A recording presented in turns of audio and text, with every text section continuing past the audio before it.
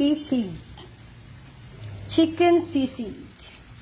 So, ayan, magluluto tayo ng chicken sisig. Nagpainit tayo ng kawali. Tapos, meron tayo ditong chicken. Kinat ko na siya ng maliit. Butter, sili, at onion.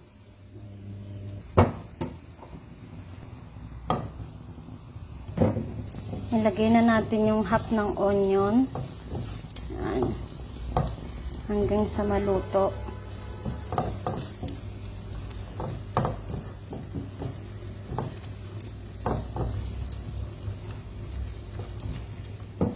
Lagay na natin yung chicken. Ayan.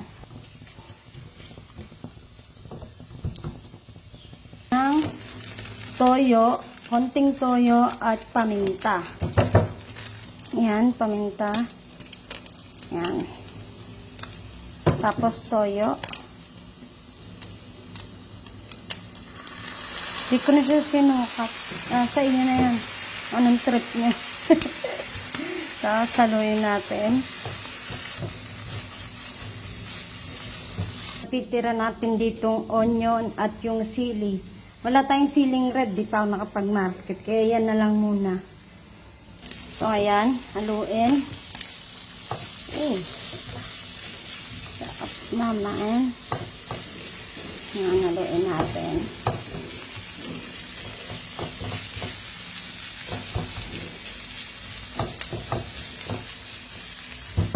Yan. Lagyan natin ng mayonnaise. Yan. O, diba? At yan, nag-crack tayo ng itlog. O, nabasag pa yung isa.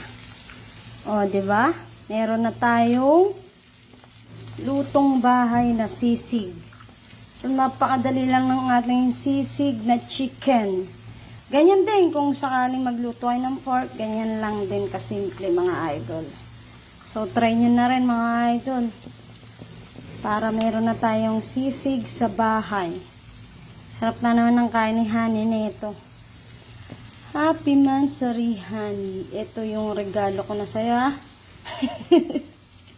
Try nyo na yung sisig na chicken, mga idol.